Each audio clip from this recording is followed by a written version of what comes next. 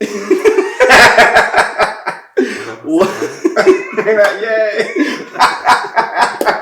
As y'all can tell, there definitely gonna be vibes, for the rest of this episode. But what's going on, everybody? This is the Just Checking In podcast. I'm just doing something real quick. Had the opportunity to be in person with two mentors of mine, two great brothers of mine, and just wanted to check in on some stuff that they are involved in one of the industries that I feel like might be the most misunderstood and most difficult industry to be in, which is higher ed, DEI work, things of that nature. So this is just checking in on DEI. IDE, whatever they call it, at whatever university nowadays. Introduce yourselves, let people know who you are, where you are currently, and what work you are involved in currently, position, whatever else you want to give. So, Donald, you can start. Cool. Well, thanks for having me. My name is Donald D. Gilliam. I am a full-time diversity, equity, and inclusion consultant and also new entrepreneur where I just recently started a consulting business with two of my friends, doing some of the same work, not all specifically DEI, but understanding that's the foundation of all of what we do as a consulting business. Great. Jonathan. I'm Jonathan McElderry. I work at Elon University. Been working in higher ed for about 15 years now. In that position, I serve as the Dean of Student Inclusive Excellence, so I oversee our identity centers and then also teach in the College of Education. Okay. Awesome. We can start with both of you all just giving how you got either introduced or how you feel like you got active into DEI work. Like, what was the first step into that industry and lane for you all? I don't know. I kind of fell into it, if I'm being honest. I didn't have a clear path to DEI, but I think the foundation of DEI is working with and understanding people. And I've always been in people-centric, people-facing professions. And then I just kind of got the language of understanding diversity, equity, and inclusion and how that is a practice across. So I kind of fell into it with some accidental, intentional steps along the way. Makes sense. So I would say getting started into DEI work, I probably was in it before it became DEI, was multicultural affairs. And it probably started in undergrad, just being involved in like the Black Student Alliance, being a part of Alpha. So like doing it before I actually knew what the work was. And then when I got into grad school to do my master's, my first assistantship was in multicultural affairs. And then all of my experience in higher ed has been in identity-based centers. So kind of have seen the evolution from, again, when it was multicultural affairs, we were just talking about race to now talking about all things identity. Awesome. For both of you, do you feel like the work comes natural in terms of the work of diversity and inclusion in general, but also in terms of both of you have been in student-facing roles and have been mentors to students? Does that work come naturally for you all in terms of making sure students feel like they belong on a college campus specifically, and things of that nature? Or is it something that you either got pushed into or felt like you kind of had to develop more so? I think it comes natural to me because so many moons ago, like I didn't know what I was going to do career-wise. It was just like, let's pick a major and figure something out. But everything I did outside of that was in some like mentoring organization or mentoring aspect. So I think the idea of mentorship is what makes that easy for me because if you do it right, diversity, equity, inclusion, I think has a mentorship aspect to it because it's really based on sense of belonging and the I, inclusion. So I carry a lot of that over. So retweet everything that Jonathan said on like career path and mentorship and alpha and all of those things. Mm-hmm. So I think it comes easy to me. Fair. Yeah, I would agree. It comes easy. I almost wish it didn't come as easy because it's hard to turn it off. Yeah. And so my mind is always thinking in that way. But I think the mentorship aspect, from being mentored as a first year student back in the day to now being in higher ed, it's just something that is a part of it, whether working with students directly or working with student organizations. It just naturally falls into it, and wanting to see them succeed, especially working at PWIs and seeing all of the challenges that students of color and specifically Black students face. Absolutely. Do you all feel like, or I guess a better way to phrase that question would be, what is the most difficult aspect of the work for you specifically? I feel like as an industry, as a lane in and of itself, it's difficult work because you're always fighting a good fight, and it's a fight that'll always have to be fought. But for you all, what's the most difficult aspect of the work, or what do you find the most challenging? I can go. So I would say, I think doing DEI work, you always don't see the immediate results. Like sometimes it comes later on down the road. So it could be after you've already left that job, or if it's working with the student, you know, the light bulb may not go off until years later. Right. And so I think getting through that and just understand that it's not immediate satisfaction. I think also for me, what I've learned in my career is staying or developing my sphere of influence. And so I'm not able to change an entire campus's structure, but if I can control what's in my sphere of influence and impact people that way, that for me is how I sleep at night and feel like I'm doing good work. Yeah, I would say kind of similar to that. It's the people, unfortunately, right? And that's also the fortunate part, because you work with so many different people, and you need them to be successful in this work. But I think because a lot of folks have a me mentality, and sometimes they think they know it all and know everything, that everybody is almost always in opposition. And I think learning is rooted in opposition, right? If you don't know something, then you're like, what is this? But I think when I say people in general, it's because so many of them are closed-minded in smaller ways than they think. They think they present as open-minded, but when you present something new to them or something different to them, and it's like, whoa, everybody slow down. So that makes the work difficult, because I can see it from a bird's eye view to say, like, if you do these, especially as a consultant, if you do these things, you have the potential to be successful. And they say, no, I'm good. And it's like, well, why are we having a conversation? So that wall that people can present, I think, is been the most challenging for me. But when you break through it, it's been the most successful. So it's two sides of the same coin. That's valid.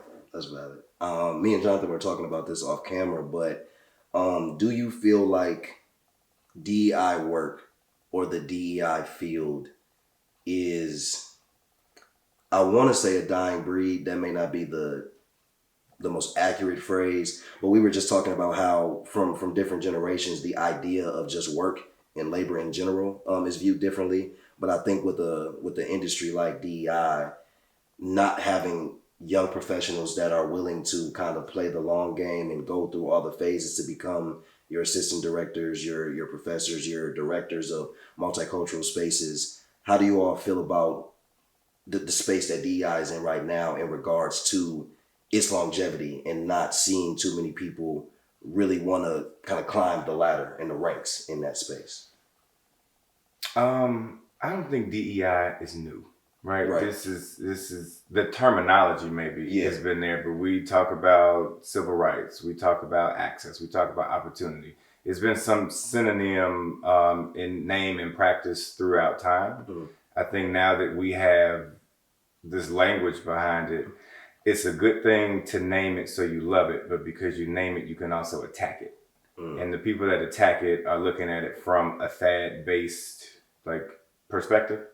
And then to Jonathan's point of looking at this, how it has some longevity, yes, but I think because of people don't really understand what's going on, they just want to say we don't see the immediate benefit from it, right? So you can plant a seed, you can water it, you can watch it grow. We might not see all three of those things. And in that's why I say it's fad-based. So when people are looking for instant gratification from Jonathan's perspective, then it doesn't have longevity, but they also don't have understanding of what that looks like. Makes sense. I would say, I would agree. I had a thought and then it left me. I was sitting here thinking about my thought the whole time, and I was so I think it's the longevity is there. We're becoming more and more diverse as a society, so I don't think that is going away. I think the issue is that, similar to what Donald said, it's become oversaturated and it's become this buzz thing. And so everybody is thinking they're doing DEI and just checking off as a box, and they're actually not. I think also you have people who either think just because they hold a marginalized identity that they should be able to do DEI work, and that is not often the case. And oftentimes you will find white folks who see somebody of color and oh, you can come do this DEI job, when actually they don't know the foundation, they don't understand how intersectionality and all of that works. And so they actually do more harm than good because they haven't studied the work. They don't know what actually they're doing. So.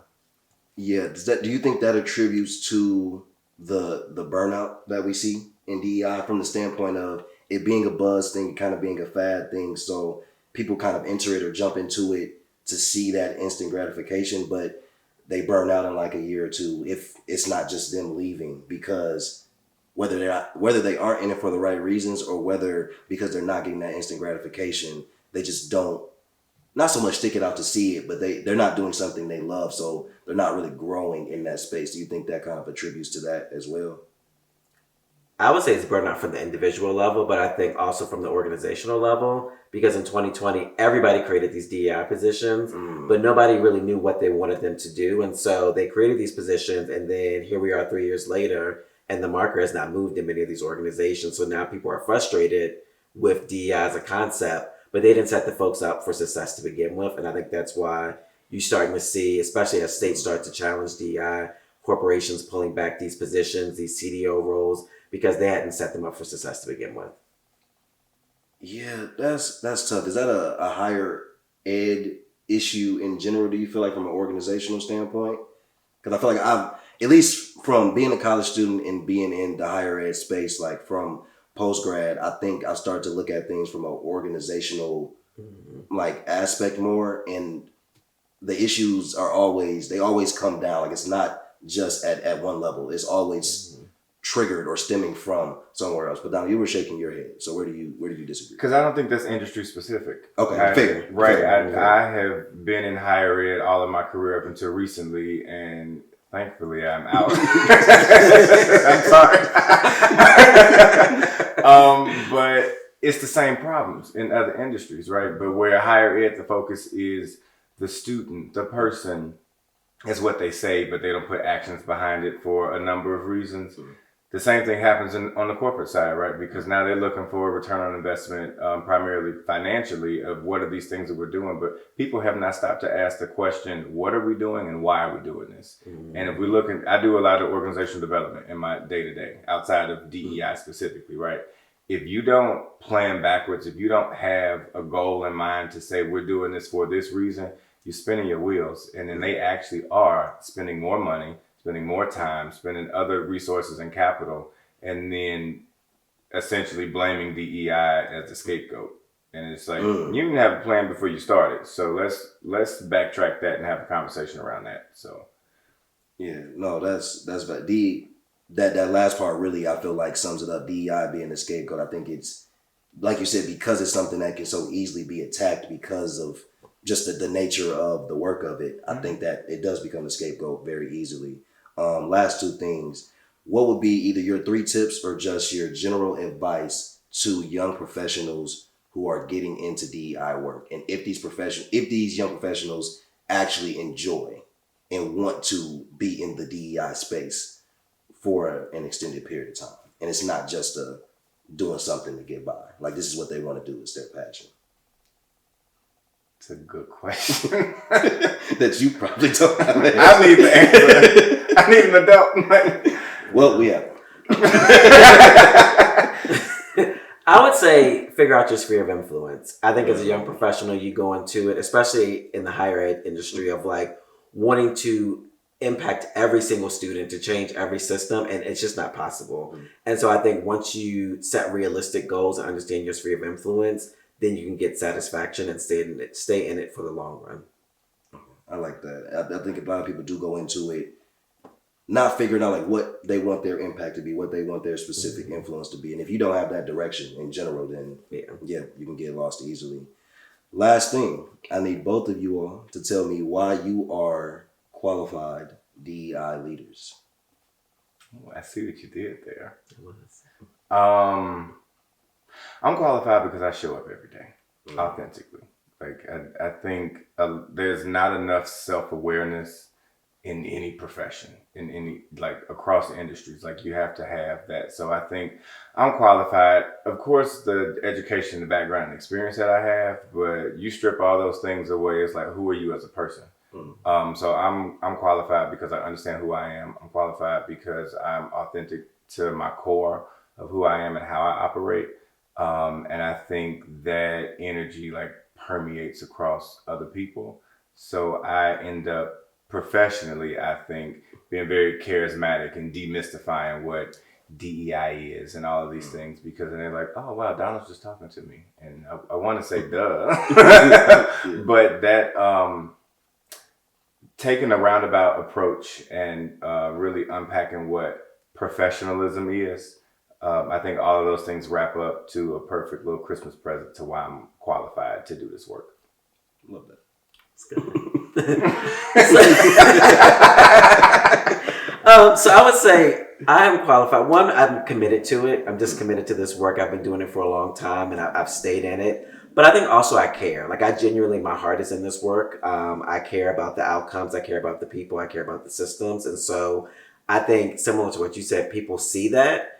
I think also I know that I'm always a work in progress. And so I always, when I show up in spaces and anybody ever calls me an expert, I always say, no, I'm not an expert. I have expertise, because I'm still growing. I'm still learning. I'm still changing. And so showing up, I think, in that humble manner, I think allows folks to really lean into the work. I think folks doing DI work can almost become like these, I don't know, almost like, I don't know what the word is I'm trying to use, but they become holier than thou and think that like they came out.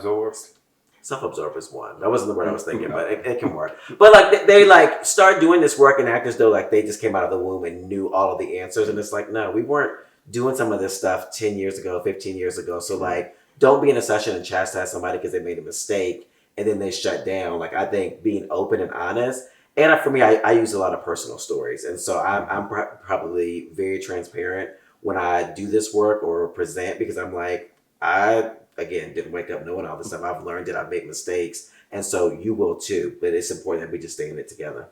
Yeah. Well, of course, we had to make this a little bit, quicker, because we about to go have a ball, y'all. But thank both of you all for taking the time. As I said before, I've told you all both on multiple occasions, but you are both mentors to me. You are both inspirations to me. I don't plan to be in the DEI space or the higher ed space much longer, but I feel like what I've been able to accomplish and how I've been able to navigate has been through what I've learned from you all, just from a mentorship standpoint in general, and how I've seen you all navigate. So I wanted to give you all those flowers while we were here. But yeah, that's been this episode of the Just Checkin In podcast. Subscribe to the channel. Make sure you also follow these two lovely individuals as well. We'll have their socials somewhere below them. But yeah, make sure you tap into everything that they're doing. I'm not dealing with them no more. We're going to go ahead and get out of here. And we'll catch y'all next time. Peace.